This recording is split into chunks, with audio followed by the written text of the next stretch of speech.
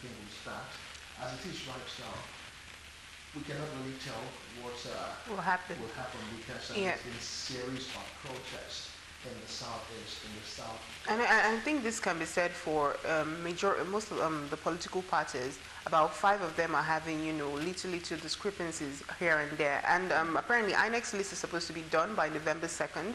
So by November 2nd, all the names of candidates who are running for whatever are supposed to have been submitted. And we hope to see if they'll be able to put their house in order before November 2nd, which is on Thursday. Because I think by November 2nd, names cannot be changed anymore, right? So we're just hoping to see how it will happen. Yes, we are hoping to see how it plays out because we are hearing different reports. And just not too long ago, what we hear is that there were strong indications on Monday that the Open versus Congress members of the House of Representatives might leave the party as the raising prices over the loss of return tickets for the 2019 ticket. A finding showed that about 36 more of the members would leave the party. The goal that of 70 members have protested the loss of return tickets after the party's primary election to its appeal panel. Incidentally, the panel was said to have resolved only 8 of the cases in favor of the petitioners, leaving a majority of 62 out of the equation. Is there any time limit on cross-carpeting? Like, can you keep cross-carpeting till, election period, or is there a time frame for when people can, move from party to party, or you can move at whatever time you feel like? You cannot start moving when the elections started, right? Yes. But we're not doing the analysis by ourselves this morning. Like Stephen said, we have guests. And let us make welcome Justice for who he is, a human rights lawyer. Many thanks for joining us, Justice. Thank you. It is my pleasure once more. Human rights lawyer, that his name is Justice. Yes. Justice. Justice to the discussion. I want to start from the southeast, where you are from, and I'm sure you understand the politics in the southeast. Specifically, let's talk about Imo State. There were protests, and the governor is still in the news. What with him trying to impose his son-in-law. It has not actually been greeted with response that he might have expected.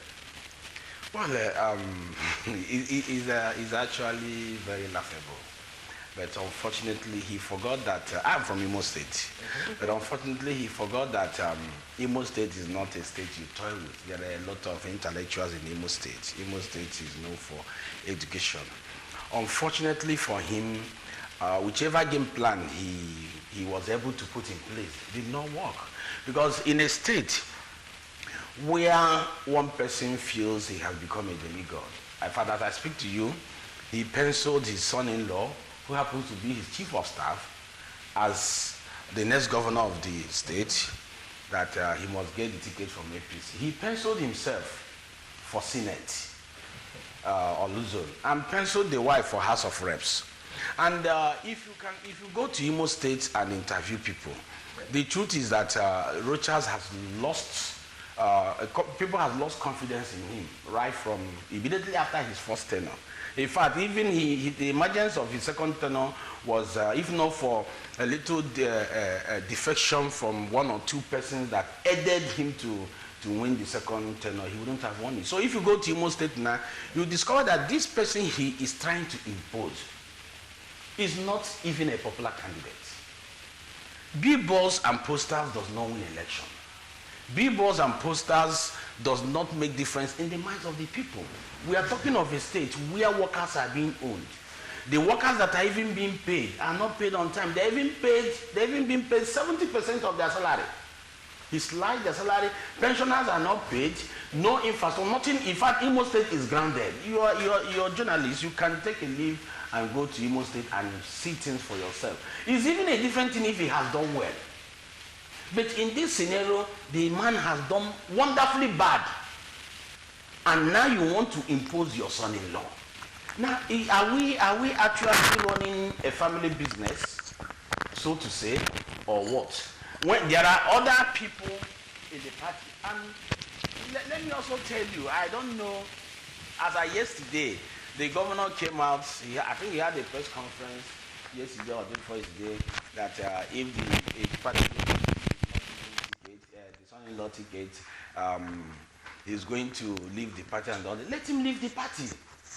Let Imo State people, see, let me tell you the truth. If you feel you are popular, you can contest in any political party and win election. True. That is the thing. So why are you saying he just want to use the power of incumbency and the federal might of APC to impose this young man to Imo people? And Imo people have said no. Thank God, primaries was conducted by the chairman of the Electoral Commission, set up by the National Working Committee of APC, GOLAC, on the 1st of October. The son-in-law did not even come first or second. He did not even come third from the results. And now you are insisting. Senator Hope Uzodinma came first. The deputy governor came second.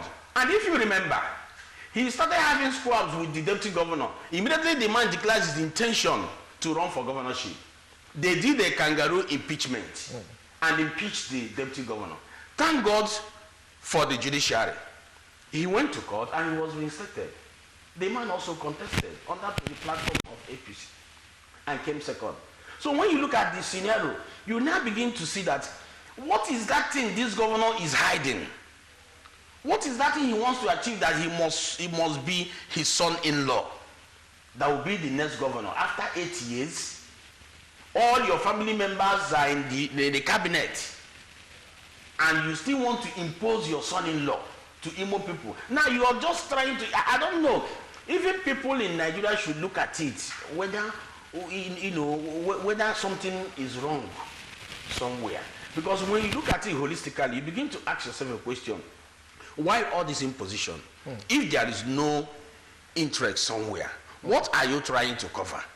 Now, must an incumbent governor or president or anybody even be the person to suggest who will take over from him, if not the people? When Rochas was coming into office, did anybody impose him? He has forgotten how he became governor.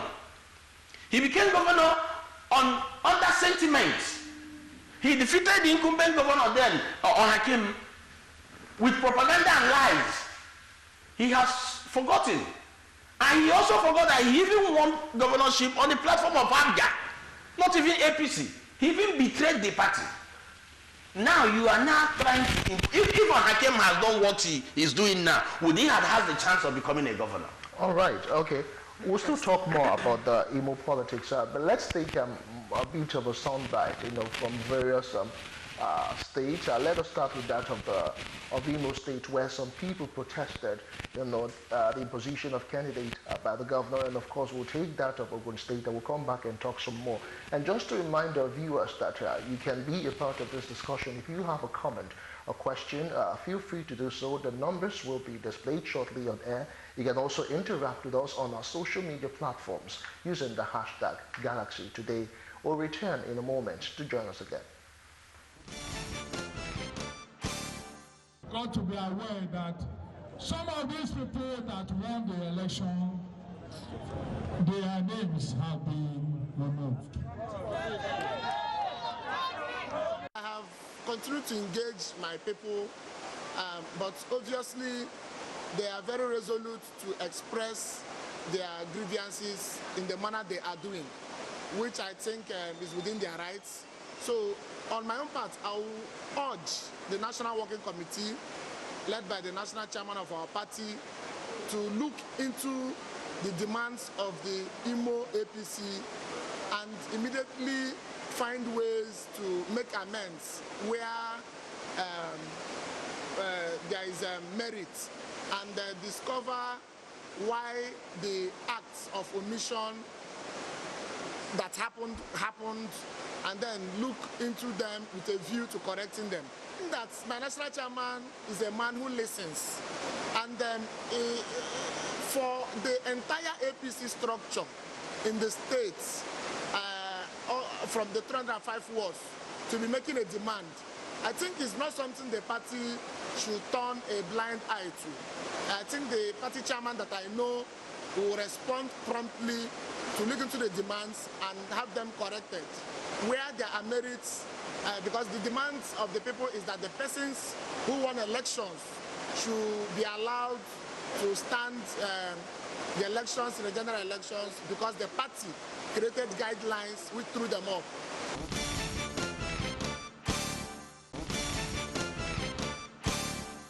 Whosoever actually won the election should be allowed to carry the day. We have reasons to believe that the result being announced is not what actually is, because there are people on ground who were angry and they stormed out of the collation venue. These things can be confirmed. We have witnesses. So we don't have anything against the person of Abdurrahman Abdurazak. He's a worthy candidate. He's a worthy candidate from a very reputable family in Kwara State. However, white is white, no matter how you embellish it. Sin is sin, no matter how you panel pit it. What is wrong is always wrong, now and even 100 years ahead. As things stand now, only the wills and wishes of Alhaji Lai Mohammed have become law when it comes to APC affairs in Kwara State. These are the same attributes being displayed by the current Senate President, Senator Dr. Abubakar Bukola Saraki, which made us to embark upon a sustained struggle to free Kwara citizens from his dictatorship and domination. As things stand now, it is being seen that we have simply exchanged dictators. The process thus far has only been made to favor one person over and above others who are made to believe that the competition will be open to all. We say it is not fair, it is not right, it is not normal, and in the interest of progress, it must not be allowed to continue.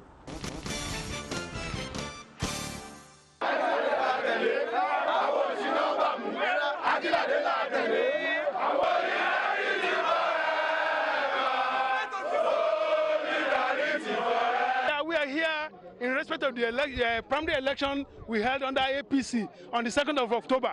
All we are after is for justice to be prevailed. We see that there is daylight robbery in the result of the election declared. Why people who didn't contest will be declared as winner. So that is why we are here. You could see we are 349 councillors, and out of 349, we are about 320 councillors right on ground here. Akilade won the election. We all voted Akilade because we are grassroots. We live within the grassroots, and what we are after now is justice to be done. We don't want robbery. And we are here to let our grievance known to the populace.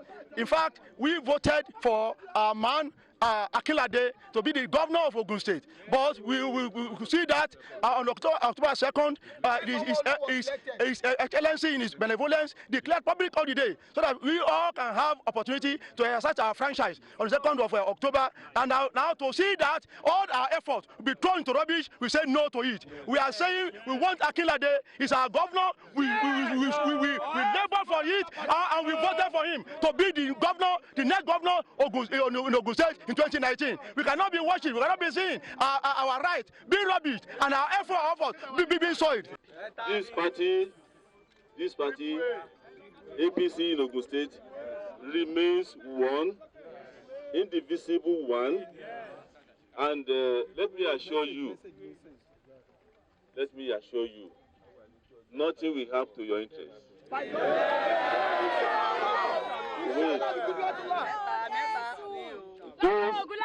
Wait.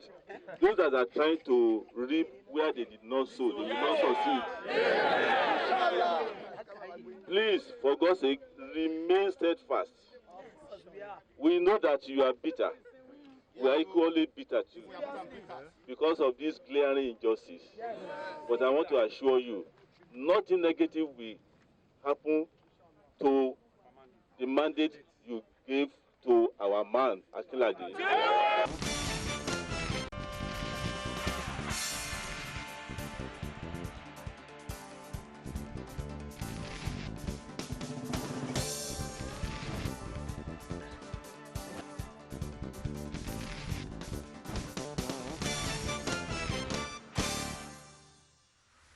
All right, welcome back. If you've just joined us, you're watching Galaxy Today, coming to you from Galaxy Television, and we are looking at the crisis rocking the All Progressives Congress and the party primaries was conducted in early October. We still have Barrister Justice Uhebu with us here in our Lagos studio. We'll soon go to Abuja in a moment. But Justice, I just wanted you to react to some of those clips that you watched. We showed visuals from Imo State, from Kwara State, and of course, finally from Ogun State. In all of that, the people were actually clamoring vehemently that their wishes should stand. As it is right now, can we frankly say, without any errors, that there's no internal democracy in the All Progressives Congress? Well, not can we.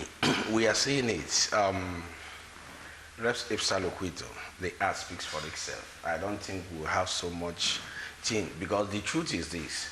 If you discover the so-called primaries conducted by APC, especially the governorship primaries, in almost all the states, APC produced 2 candidates. And that is to tell you that APC is not a coordinated party, as far as I'm concerned. You know, they came into power by force without getting their home in other effects. And that is why they're having all this. And this is a party where I have seen the worst and highest form of impunity. It is being shown. In fact, if I were a member of APC, as far as I'm concerned, what these protesters are doing is nonsense. How so? The best thing they should do is to leave the party. Because if you cannot guarantee internal democracy in your own party, it's supposed to be a family thing. And now, you know, what they are telling you is not what they are doing. So why are you remaining there? If you want protest from now till thy kingdom come, they won't change their minds. And moreover, remember that whether we like it or not, there is a law guiding submission of names, primaries, and all the regs. So, for example, some of them are in court. Like the Imo State case is in court already. True. Yes, and next tomorrow, being Thursday, will be last date for submission. Is there any magic the court is going to do? And owing to the fact that at the last sitting, there was a petition written against the judge for the judge handling the Imo State case. And this same petition was written by a faction of the deputy state chairman, who happens to be a cousin to this same Uche Nwosu we are talking about, the son-in-law to Rocha Sokorocha. So when you have people who has an interest to serve in a particular environment, it cannot work. So when you look at it, you not even mention Zamfara. Yeah, we're going to talk and all the rest. Yeah. So as you look at what is happening in River State, Delta, almost all the states. So as far as I'm concerned, you see, that is where impunity has become the order of the day. All right, Barrister. Okay, we have our guest in Abuja, Barrister Kwamoti Lowry, a former Speaker of the Adamawa State House of Assembly. Good morning, sir. We want to find out the issue of Zamfara State now that has not conducted primaries, that the INEC has said they will not hold or field any candidates for the governorship election. What exactly is the party doing on that angle? What exactly are they doing towards making sure that they field candidates? Because I think since primaries were not conducted, it means they can't actually field any candidates.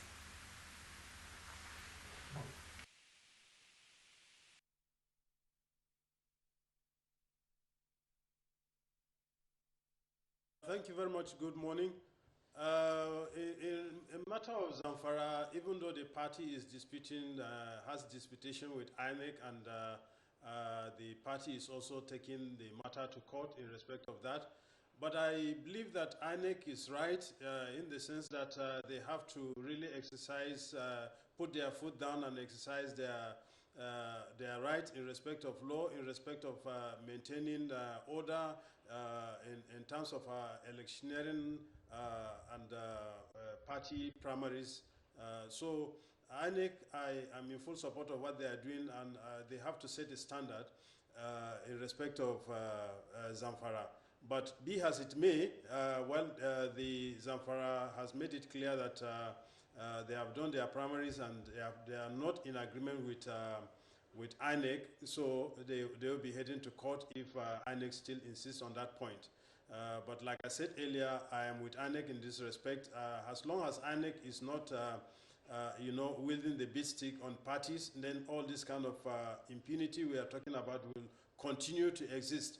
INEC is supposed to supervise, be a supervisory, play a supervisory role in respect of the parties, and I believe now they are waking up to their responsibility in doing so, and most especially exhibiting that in respect of Zamfara. But I need them to do more, because there are almost all complaints in all the states. I would want a situation where INEC will always come out with their own independent report and lay it on the table, because most of those crises will end up in court. And of course, you will need a report. But where the INEC are not making their report officially and on their website and for everybody to see in respect of every party primaries, I think that is not going. That is not doing us good in this. That is not doing the system any good. Every party primary is supposed to be an open thing, so that any person, any member of the party can have access to what has transpired in the party. I believe if INEC can just do that, it will put us in a better pedestal in developing this party structures and internal democracy in our party system. Situations happening in the All Progressives Congress presently, what do you think are their chances at the 2019 elections? Because it seems each state has issues producing candidates, and adversely it means they might actually have to impose some candidates on the delegates for most of the states. What do you think are their chances for All Progressives Congress? Do they have a chance at winning some of these elections, or are they losing membership lately?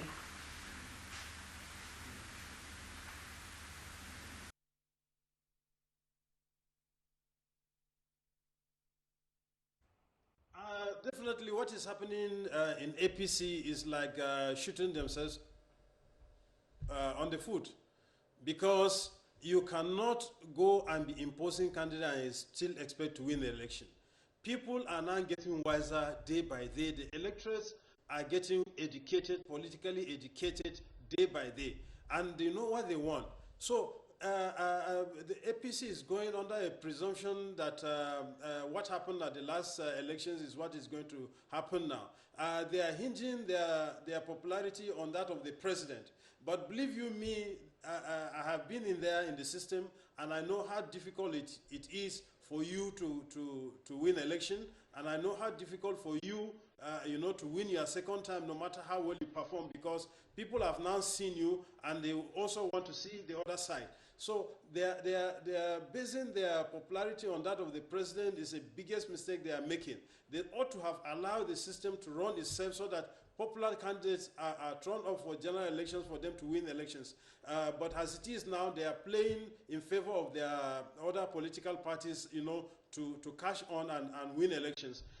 All that they are doing now, the impunity happening in APC now, quarter of it, PDP did not do quarter of what APC are doing now, and they were voted out. And the way APC is going about their business of primaries now, I believe they are doing themselves a lot of harm, and I know it's going to affect their chances in the forthcoming elections, because, like I said now, people are getting wiser. They know who they want now, because they have seen APC and they have seen the candidates, and they also have to weigh the other candidates of the other parties, and it is not going to be an easy ride for APC. Even though they feel that they are in power, they are the incumbent, they have that factor. Agreed. Of course, in political calculations, anybody in power already have 30% of the votes. Give it or take it, because he has appointment, he has other people that are benefiting from the system, so they will have to go in and protect the votes. He has 30%, but there is 70% to contend with. And we know that in general elections, it's just for you to get, just even with one single vote, you are home and dry, you win the election. So in my own opinion, I believe what is happening in APC now will definitely affect their chances in the forthcoming general elections. No question before we let you go. Looking at all the crises rocking the All Progressives Congress at various states of the Federation, and with the call for the chairman's resignation, that's Adams Oshomole, if you were to advise him, if you were to address him, what would you say to him? What would be the preferable solutions to salvage the issues rocking the All Progressives Congress?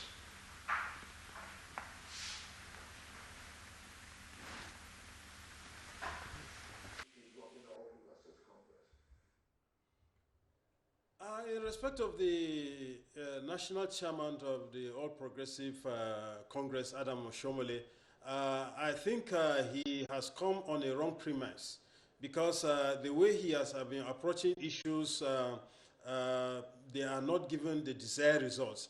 And we even have to know a bit of his background, but you have to keep it aside. This is party politics. There are places where, of course, you have to compromise. You don't have to take a hardline stand on the issue. But most importantly, he ought to have foot soldiers and information in every state and in every local government in respect of what is happening and in respect of popular candidates. And that will help them, reach a decision. It is the right of people to also say, yes, you are changing candidates, and what you are doing, you are scuttling our chances in general election, and they want you to remove them. They have every right to do that. I believe that it is because of his lack of party background. He has not been a party man. Being a labor and being a governor is different from being at the helm of affair of a party. You know, you have to tread with caution, because there are divergent interests that divergent and competing interests that you have to weigh and take care of before you reach a decision.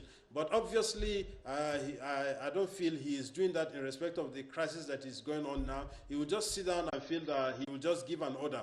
And I believe that will not work out well. He has to carry people alone as much as possible, allow the states to take their decision, all the stakeholders. There is no any big deal in calling them together and say, look, this is what is happening. How do we solve this? They will bring the solutions themselves. But where you just sit down at the National Working Committee and just take a decision on your own without really reaching out to the various factions, various groups, to listen to them and bring them together and say, let's resolve and come out an amicable resolution or solution to this problem, you are not going to make a headway. And this is things that he need to do, and he need to do it very fast. If not, things are slipping out of his hand, and I'm sorry for APC. Thank you so much. We have been speaking with Barrister Kwamote Lowry, the former Speaker at Damawa State House of Assembly. He joined us from Abuja to look at the crisis rocking the All Progressives Congress. All right, back here in Lagos, we still have human rights lawyer, Barrister Justice Uhuigwe. I want you to also react concerning the issue of Zamfara State. Well, the truth is that the Electoral Act, or in fact the Constitution, first of all, that set up the INEC, gave INEC the powers to make rules, regulations, and guidelines to the conduct of any election. And coupled with the Electoral Act, which also gave INEC the rights and the laws were now provided for there. Now, Zamfara issue, as far as I'm concerned, is not supposed to be an issue, because INEC said Zamfara State did not comply with the rules of the Electoral Act. Now, INEC is supposed to monitor or supervise the conduct of primaries. And remember, INEC cannot come out to say there are no primaries, and you are saying there are primaries when you don't have evidence. INEC did not monitor only APC primaries. Almost all the parties conducted their own primaries on different dates. Yes. So, and remember, INEC did not impose any date on any political party.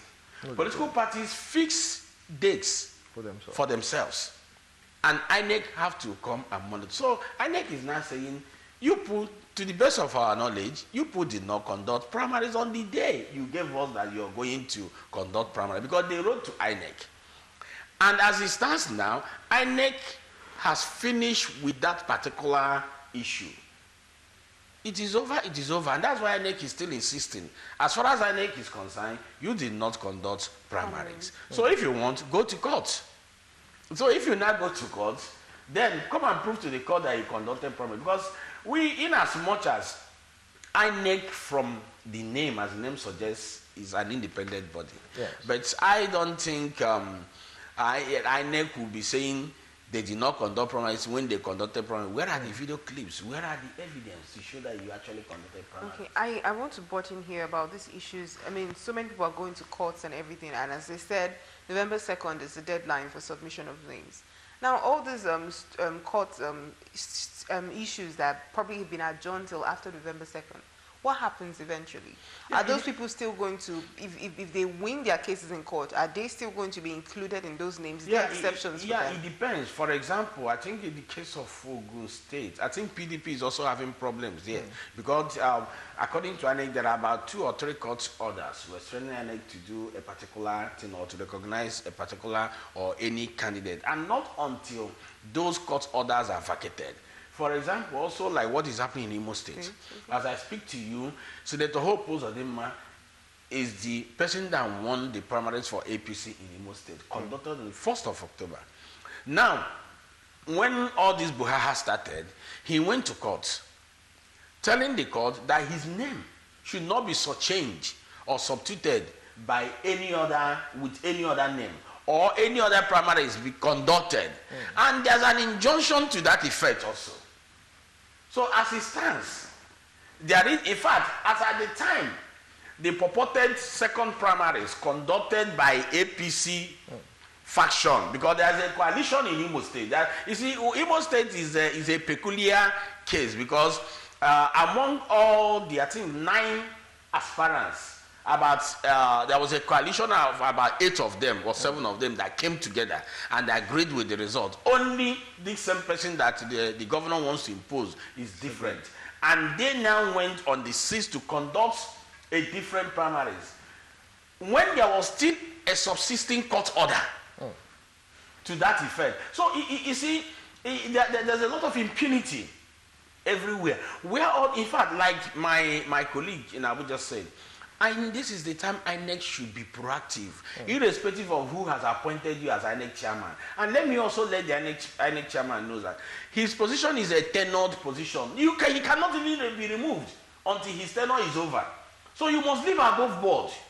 You are chairman of INEC and not chairman of APC or the president or whoever that appointed you. Does he have a right? Does he have a right to come into party politics, partisan politics? And Justice will take that, but we're getting signals now from Ibadan. Let's quickly take Dr. Abdulaziz Olatunji. He is the Publicity Secretary of the All Progressives Congress in Oyo State. Good morning to you, Dr. Olatunji.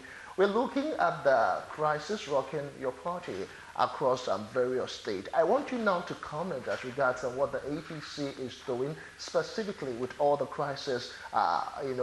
We hear from Ogun State, what with the substitution, alleged substitution of Dakwa Abioda's name, and of course in Kwara State vehemently, the APC youth are calling for the removal of your national chairman. I want to get comments from you. Well, I want to believe that, first of all, I want to say good morning to our viewers from various parts of the world. And also, I want to say that when you say politics is democracy. And when you talk about democracy, democracy allows for everybody to have a say. And you'd always know that in democracy, the majority will have their way. So while the minority can have their say, the majority will certainly have theirs. The majority will certainly have their way. A lot of people are perhaps not fully aware of what democracy is all about. The bitter truth is that the democracy which we have in Nigeria is still at its infantile stage. If you got the question I asked you specifically, I'm asking what your party is doing specifically at the Southwest level. What with the allegations we hear of imposition and substitution of candidate, and of course the protest around that in Ogun State, in Kwara State, and specifically some of the youths there calling for the removal or the resignation of the national chairman Adams Oshiomhole. Will you be able to allow me to build up the case? Because the issue here is people react to spontaneous things. In Ogun State that you are talking about as a reference case, the governor Ibikule Amosun, a distinguished personality, is not the leader of the party in the state. You have eminent past governor in Oshoba, who is the leader of the party in Ogun State. And if you want to say that as the governor you prefer this person, and the other people also say this is who they wanted, at the end of the day, it is who has the majority will certainly have their way. Like I was trying to build, it does not translate that because you are the governor you certainly must have your say. You have one vote, and what you say or what you do cannot override the interest of the majority. That's as it is in Ogun State. But in the case of the Kwara State, I want to say that it is not only Kwara State that some people are demanding for the removal of comrade former governor Adam Oshiomhole. Also, we have maybe pocket of state like maybe 1 or 2 or 3 who perhaps feel affected by the decision of the chairman of the party. And in life, what history will not forgive you for is not taking a decision. But history will forgive you for taking a decision even if it is assumed to be bad. So that Comrade Governor Oshiomhole came at the time when it's decision time, and he certainly must take one, and the decision will certainly not be palatable to everybody. So, and whoever feel lost out will protest. So that is what A very big thank you to you, Dr. Abdulaziz Olatunji, the Publicity Secretary to the All Progressives Congress in Oyo State. Many thanks for sharing your input and your thoughts with us as regards the crisis. All right, it's still Galaxy. Today we have a human rights lawyer with us here, Justice Unwebo, but we'll take a very quick break and we'll come talk more about the crisis rocking the All Progressives Congress in a moment. To join us again. Whosoever actually won the election should be allowed to carry the day.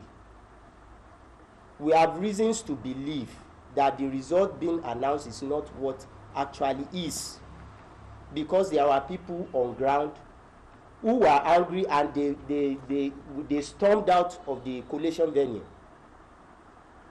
These things can be confirmed. We have witnesses. So we don't have anything against the person of Abdurrahman Abdurazak. He's a worthy candidate. He's a worthy candidate, from a very reputable family in Kwara State. However, white is white, no matter how you embellish it. Sin is sin, no matter how you panel beat it. What is wrong is always wrong, now and even 100 years ahead. As things stand now, only the wills and wishes of Alhaji Lai Mohammed have become law when it comes to APC affairs in Kwara State. These are the same attributes being displayed by the current Senate President, Senator Dr. Abubakar Bukola Saraki, which made us to embark upon a sustained struggle to free Kwara citizens from his dictatorship and domination. As things stand now, it is being seen that we have simply exchanged dictators. The process thus far has only been made to favor one person over and above others who are made to believe that the competition will be open to all. We say it is not fair, it is not right, it is not normal, and in the interest of progress, it must not be allowed to continue.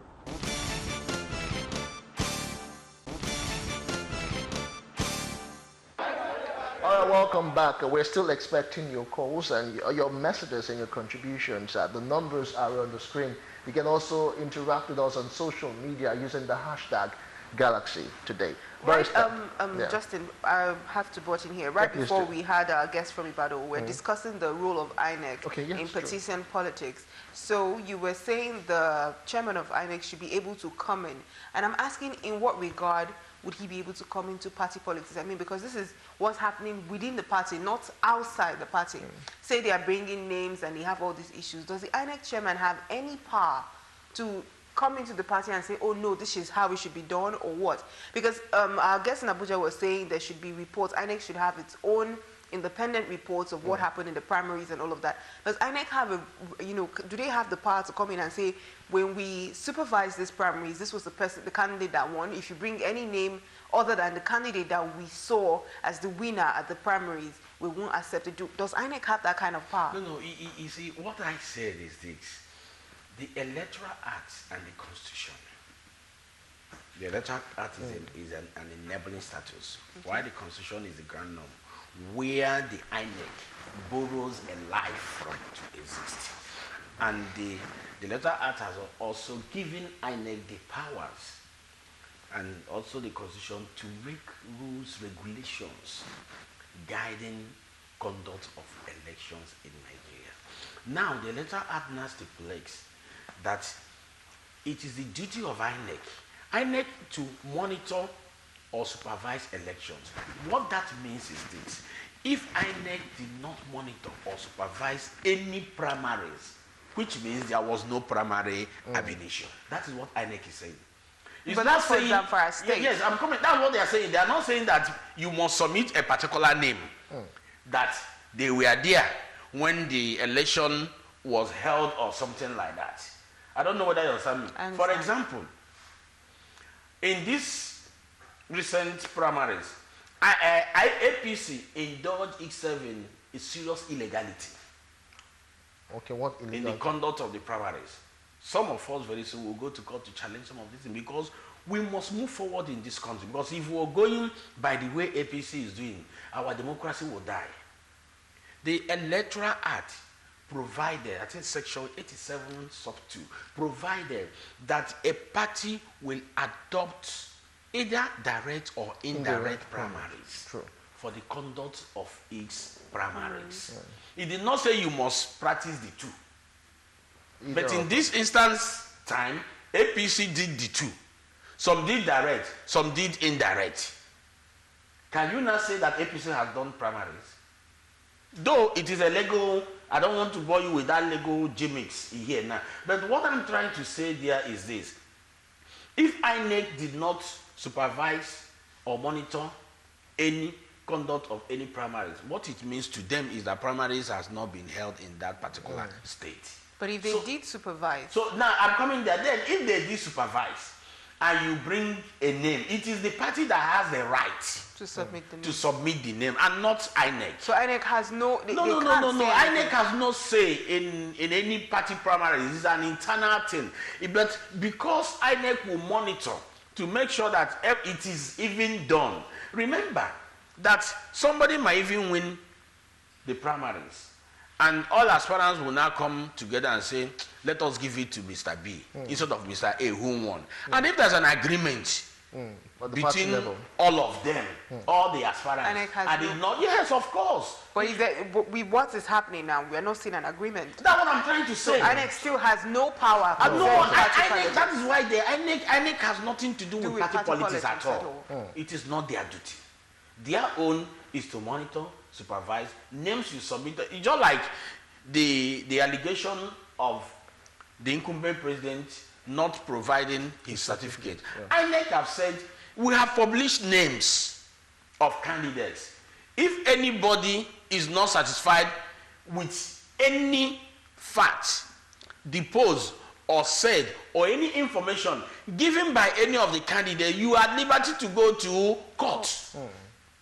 I don't know whether you understand me. Because if you look at the constitution also, the issue of certificate, INEC also has some powers there, where the constitution says that INEC can accept an equivalent where it deemed fit. So but it is the court that will interpret, and not INEC. Still talking about that certificate, since you mentioned it, for the credentials of the presidential candidates that were released by INEC last week.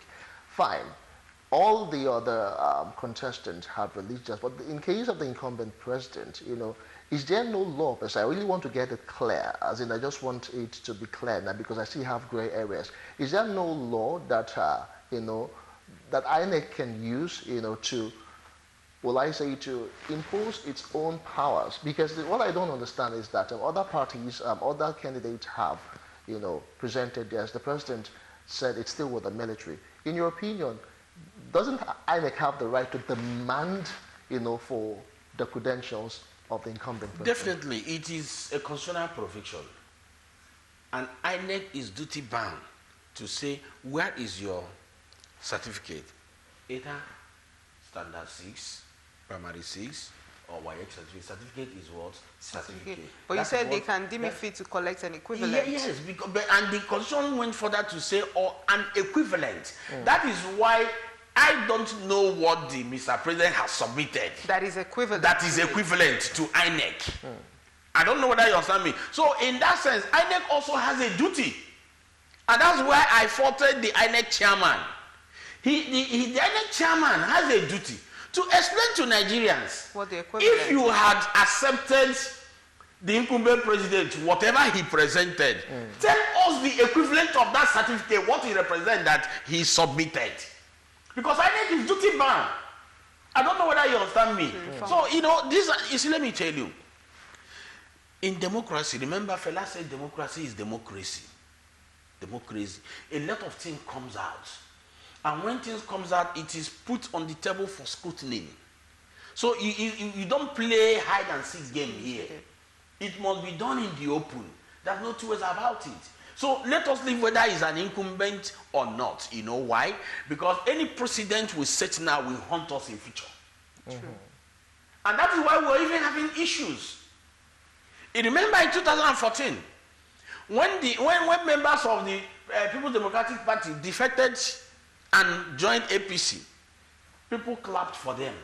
APC clapped and called them heroes of democracy. They did not know they were setting a bad precedent. Now the same people and more had now left the party, joining PDP. You are now calling them names. What is good for the goose is also good for the gander.